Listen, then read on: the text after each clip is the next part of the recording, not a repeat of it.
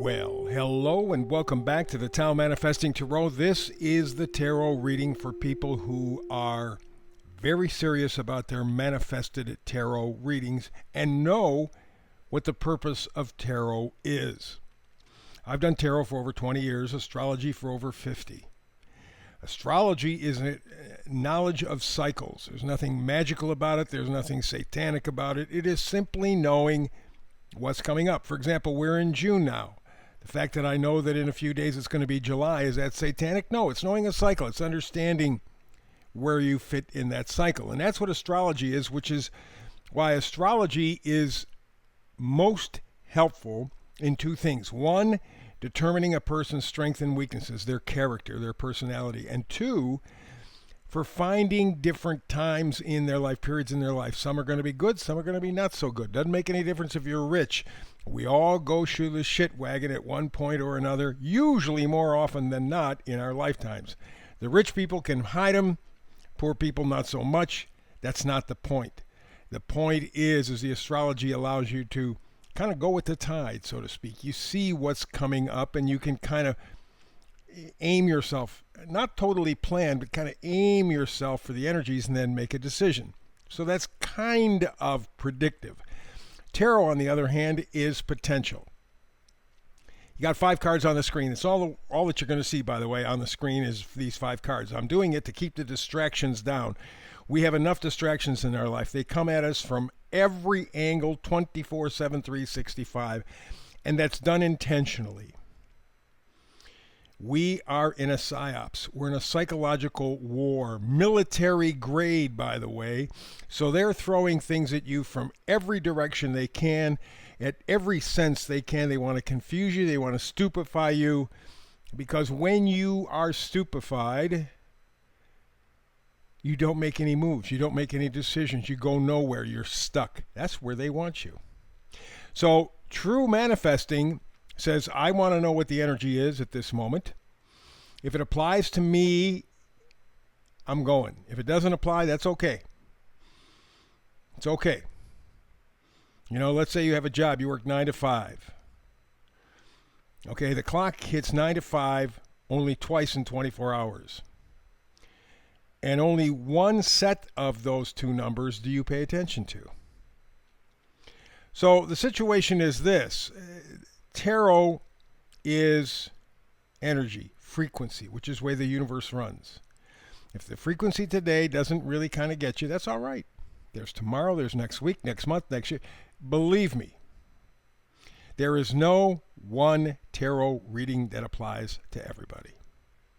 Anybody indicates that, implies that, is lying to you. And what bothers me about most tarot readers is their tarot readings are aimed at you, not the truth, at you. They want to make you feel good about yourself, so they get a lot of subscribes and likes, and man, aren't I wonderful? I take the energy, make it clear, clean, specific.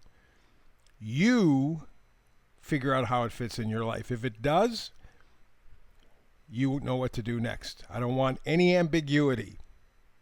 This is a tarot reading for adults. So we begin with the middle card. It's the Oracle card.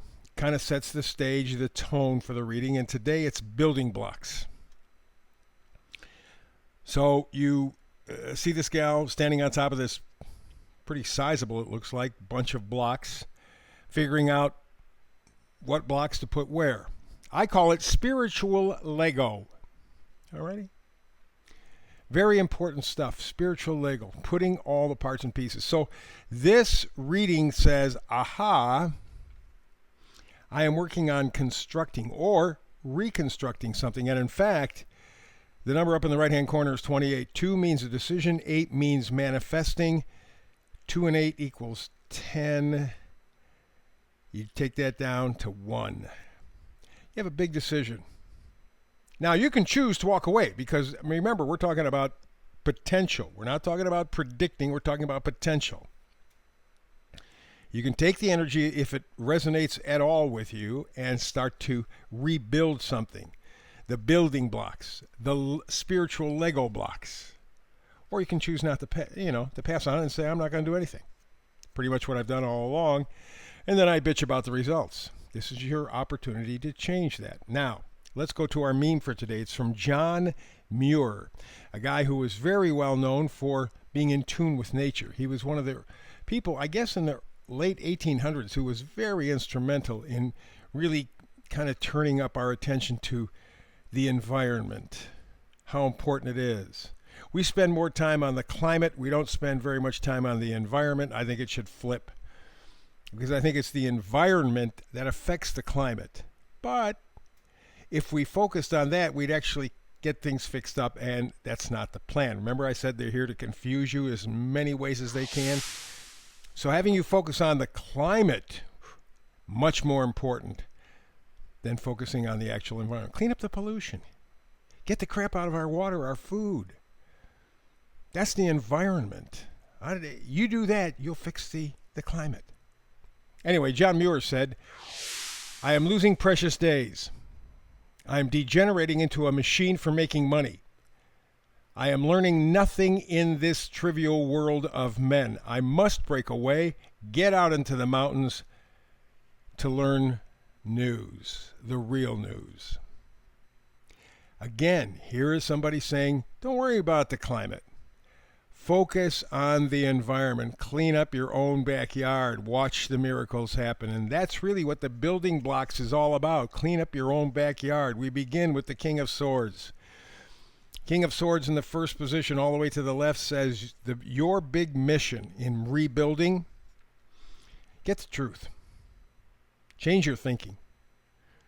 Don't live in delusion. Mark Twain said, if you agree with the masses, it's time to rethink things. And I agree with him 100%. The overall discussion here is be mediocre, be nothing. Everybody does whatever they want. Doesn't make any difference. You can make the difference. You can play spiritual Lego. You can put together your building blocks again. But you got to change your thinking, your thoughts. And that is multiplied by the next card over, because the next card over is the Knight of Swords. So you got the King of Swords, the Knight of Swords. Your thinking needs to change. What that means is you may need to look for different sources of information. Next card over is the Death card. It is in reverse, however, meaning you understand that something has to die. You got to change something significantly in your life. And with the two swords in the beginning, King of Swords, Knight of Swords, you know it's your thought process. It's your information. You're getting the wrong information. You're being lied to. Or you're simply lying to yourself. That's very possible as well. So that doesn't get it.